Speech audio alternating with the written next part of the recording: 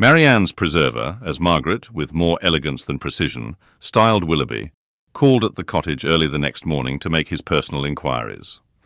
He was received by Mrs. Dashwood with more than politeness, with a kindness which Sir John's account of him and her own gratitude prompted, and everything that passed during the visit tended to assure him of the sense, elegance, mutual affection, and domestic comfort of the family to whom accident had now introduced him. Of their personal charms he had not required a second interview to be convinced. Miss Dashwood had a delicate complexion, regular features, and a remarkably pretty figure. Marianne was still handsomer. Her form, though not so correct as her sister's, in having the advantage of height, was more striking, and her face was so lovely that when in the common cant of praise she was called a beautiful girl, truth was less violently outraged than usually happens. Her skin was very brown, but from its transparency, her complexion was uncommonly brilliant. Her features were all good, her smile was sweet and attractive, and in her eyes, which were very dark, there was a life, a spirit, an eagerness, which could hardly be seen without delight. From Willoughby their expression was at first held back by the embarrassment which the remembrance of his assistance created. But when this passed away, when her spirits became collected, when she saw that to the perfect good breeding of the gentleman he united frankness and vivacity, and above all, when she heard him declare that of music and dancing he was passionately fond, she gave him such a look of approbation as secured the largest share of his discourse to herself for the rest of his stay. It was only necessary to mention any favourite amusement to engage her to talk. She could not be silent when such points were introduced, and she had neither shyness nor reserve in their discussion. They speedily discovered that their enjoyment of dancing and music was mutual, and that it arose from a general conformity of judgment in all that related to either. Encouraged by this to a further examination of his opinions, she proceeded to question him on the subject of books. Her favourite authors were brought forward and dwelt upon with so rapturous a delight that any young man of 25 must have been insensible indeed not to become an immediate convert to the excellence of such works, however disregarded before. Their taste was strikingly alike. The same books, the same passages were idealized by each, or if any difference appeared, any objection arose, it lasted no longer than till the force of her arguments and the brightness of her eyes could be displayed. He acquiesced in all her decisions, caught all her enthusiasm, and long before his visit concluded, they conversed with the familiarity of a long-established acquaintance. "Well, Marianne," said Elinor as soon as he had left them, "for one morning I think you have done pretty well. You have already ascertained Mr. Willoughby's opinion in almost every matter of importance. You know what he thinks of Cowper and Scott.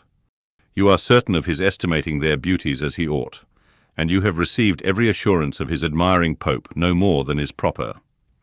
But how is your acquaintance to be long supported, under such extraordinary dispatch of every subject for discourse? You will soon have exhausted each favourite topic.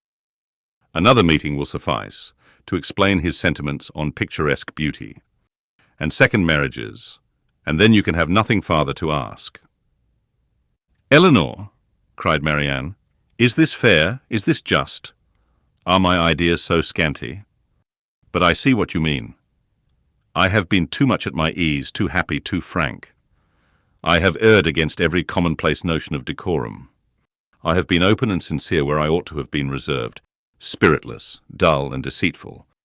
Had I talked only of the weather and the roads, and had I spoken only once in 10 minutes, this reproach would have been spared."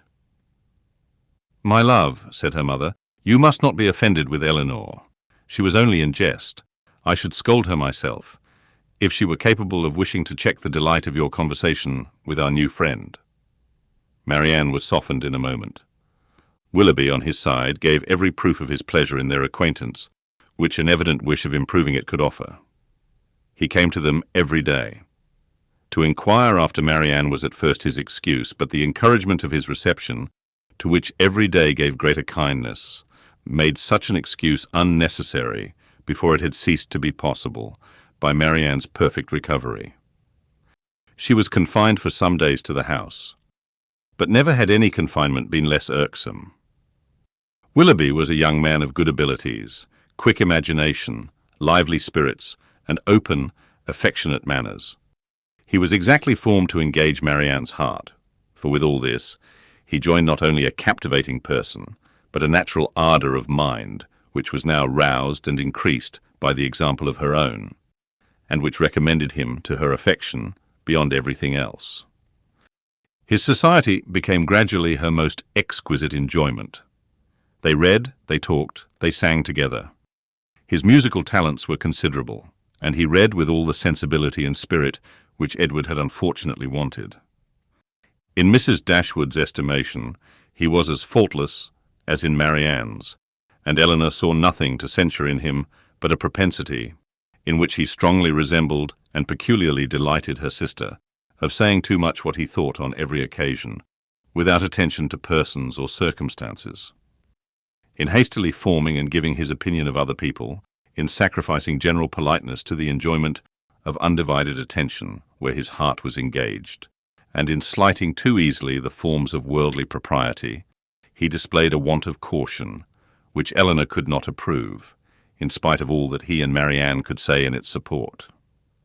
Marianne began now to perceive that the desperation which had seized her at 16 1/2 of ever seeing a man who could satisfy her ideas of perfection had been rash and unjustifiable. Willoughby was all that her fancy had delineated in that unhappy hour, and in every brighter period, as capable of attaching her, and his behaviour declared his wishes to be in that respect as earnest as his abilities were strong. Her mother, too, in whose mind not one speculative thought of their marriage had been raised by his prospect of riches, was led before the end of a week to hope and expect it, and secretly to congratulate herself on having gained 2 such sons-in-law as Edward and Willoughby. Colonel Brandon's partiality for Marianne, which had so early been discovered by his friends, now first became perceptible to Elinor, when it ceased to be noticed by them.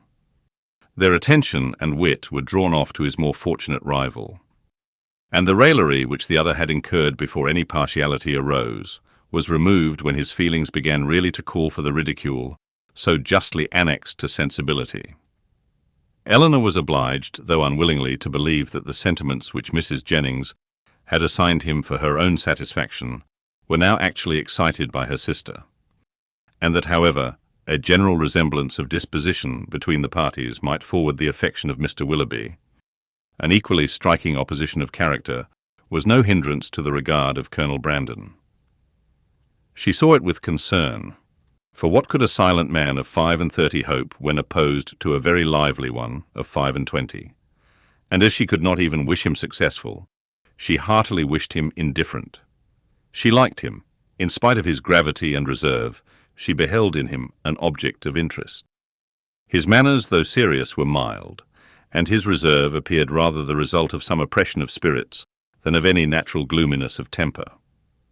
Sir John had dropped hints of past injuries and disappointments, which justified her belief of his being an unfortunate man, and she regarded him with respect and compassion. Perhaps she pitied and esteemed him the more because he was slighted by Willoughby and Marianne, who, prejudiced against him for being neither lively nor young, seemed resolved to undervalue his merits.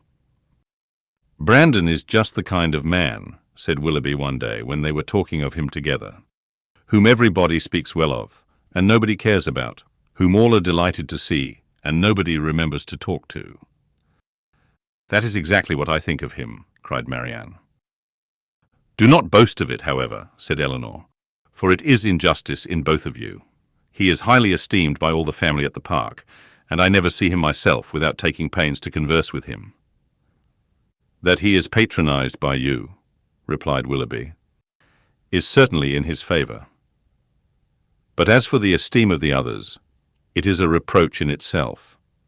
Who would submit to the indignity of being approved by such a woman as Lady Middleton and Mrs. Jennings, that could command the indifference of anybody else? But perhaps the abuse of such people as yourself and Marianne will make amends for the regard of Lady Middleton and her mother. If their praise is censure, your censure may be praise, for they are not more undiscerning than you are prejudiced and unjust. In defence of your protégé, you can even be saucy. My protégé, as you call him, is a sensible man, and sense will always have attractions for me. Yes, Marianne, even in a man between 30 and 40. He has seen a great deal of the world, has been abroad, has read, and has a thinking mind. I have found him capable of giving me much information on various subjects, and he has always answered my inquiries with readiness of good breeding and good nature. That is to say, cried Marianne contemptuously, he has told you that in the East Indies the climate is hot, and the mosquitoes are troublesome. He would have told me so, I doubt not, had I made any such inquiries, but they happened to be points on which I had been previously informed. Perhaps, said Willoughby, his observations may have extended to the existence of nabobs, gold moors, and palanquins. I may venture to say that his observations have stretched much further than your candour, but why should you dislike him? I do not dislike him. I consider him, on the contrary, as a very respectable man who has everybody's good word and nobody's notice, who has more money than he can spend, more time than he knows how to employ, and 2 new coats every year. Add to which, cried Marianne, that he has neither genius, taste, nor spirit, that his understanding has no brilliancy, his feelings no ardour, and his voice no expression. You decide on his imperfections so much in the mass, replied Elinor, and so much on the strength of your own imagination, that the commendation I am able to give of him is comparatively cold and insipid. I can only pronounce him to be a sensible man, well-bred, well-informed, of gentle address, and, I believe, possessing an amiable heart. Miss Dashwood, cried Willoughby, you are now using me unkindly. You are endeavouring to disarm me by reason, and to convince me against my will. But it will not do. You shall find me as stubborn as you can be artful. I have 3 unanswerable reasons for disliking Colonel Brandon. He threatened me with rain when I wanted it to be fine. He has found fault with the hanging of my curricle, and I cannot persuade him to buy my brown mare. If it will be any satisfaction to you, however, to be told that I believe his character to be in other respects irreproachable, I am ready to confess it, and in return for an acknowledgment which must give me some pain, you cannot deny me the privilege of disliking him as much as ever.